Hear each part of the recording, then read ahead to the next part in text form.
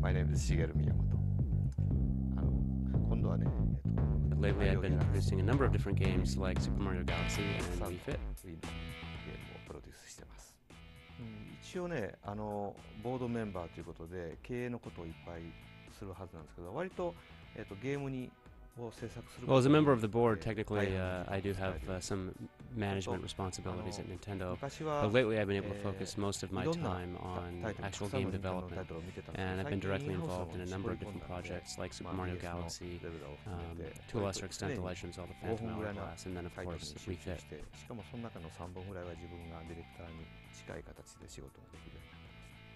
Well, since the days of Super Mario 64, I think the Mario games have kind of gotten more difficult just in terms of controlling the game, the complexity of the controller, and we found that there were more and more people who just weren't able to enjoy the Mario games anymore. So one of our objectives with Super Mario Galaxy was to try to streamline the controls in a way that would allow more people to come in and enjoy the game. And I think we've been able to do that by implementing some of the pointer functionality and by doing the little Wii remote shaking to cause Mario to do a spin jump. It's given it a fresher feel and also made the game easier for people who don't play games to pick it up and play it. And then with the pointing device, what we've done is we've made it so that a second player can also play the game simultaneously, and they can use the pointing device on the Wii Remote to shoot star pieces at enemies and stun them, to hold enemies in place, and even to hold Mario in place in midair, so that whoever's playing can get a little bit of extra support. And you can also use it to kind of point out directions where you want people to go, where there's an object or something that you might want whoever's actually playing and controlling Mario to go find. And you can also just use it to pick up star pieces. So I think that's really just made the interface a lot more fun and interesting, and really done a good job of taking advantage of the Wii Remote. The B suit really is kind of, this is the main new suit, but there's another suit that allows Mario to become a Boo, so you can look forward to seeing that soon. Mario games are generally platform games where you're running around and jumping from platform to platform. So giving Mario the ability to kind of hover in air the way that Yoshi can is quite beneficial for trying to jump across platforms and things like that. Well, the reason that we called the game Super Mario Galaxy is because one of the main themes of the game is gravity and the way that gravity changes. Throughout the game, Mario travels, as you mentioned, from planet to planet, and some of the planets will have different gravity. The gravity will be heavier on some and lighter on others. Because you're running around on these orbs, you run all the way around an entire planet instead of in one big flat open 3D area. Beyond that, there are going to be some 2D side-scrolling areas to the game as well, and in those you'll see, going even from room to room, you'll have the gravity pulling you straight down, and then you'll run past a certain area and it'll pull you up to the ceiling and then pull you back down again later, so you'll really be zipping up and down all around. You'll even have 3D rooms where you're walking all the way around the room from the floor to the wall to the ceiling. So gravity was really, as a central theme in the game, we felt that, referring to the game as Super Mario Galaxy and just the different gravities you would experience out in space, we thought was kind of the best fit. But of course, that being the case, there are galaxies that contain, bees and haunted houses and and even more traditional, Mario-style obstacle courses and levels like that. So it is, I think you could say, pretty similar in style to New Super Mario Bros., where there's a large number of courses. They're generally maybe a little bit smaller than what you've seen in the past, but with the volume and the number, it's very similar to New Super Mario Bros., where the game design is built around maybe levels that are slightly smaller and shorter, but there's a very large number of them. So in terms of overall scope, it's really, I think, on par with the other Mario games. Obviously, we're trying to make games that are both accessible to the non-gamer as well as ones that will satisfy the hardcore gamer. And we found that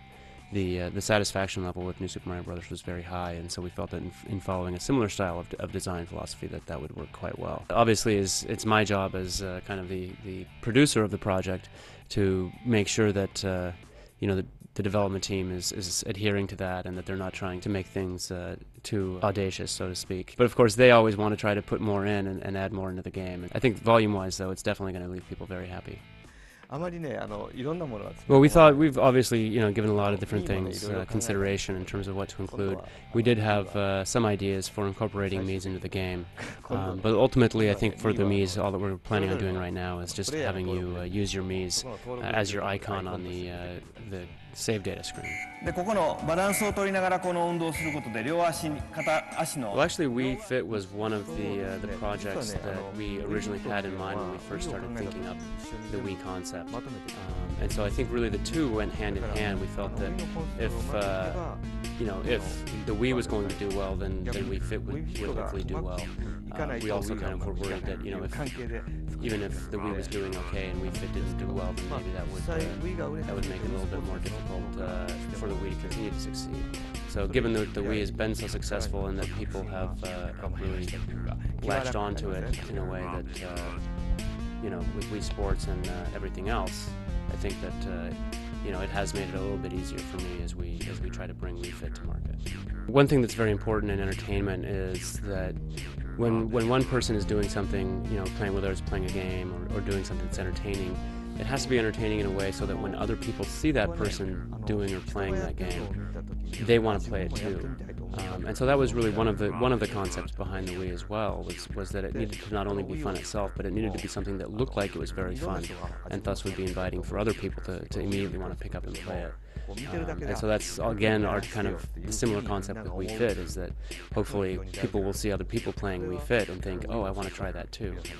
So the fact that we've been so successful in getting people to not only accept the Wii Remote, but also to really, push it on,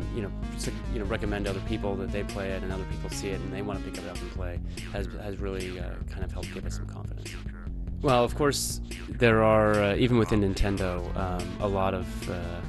fans of particular Nintendo franchises working on our development teams, and a lot of them will often come to me and say, oh, I really want to make a new version of this game, or I have a great idea that I think would work well for this particular franchise.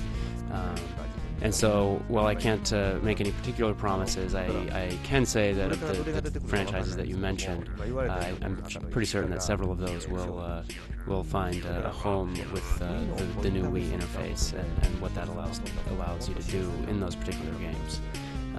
I think what's very important is that as we continue to experiment with the Wii and the Wii Remote and the Nunchuck, we'll continue to find new experiences that will feel fresh and interesting, or we may find ways that will make playing some of those games easier for people, and so that would allow us to bring those games to market in a somewhat new fashion.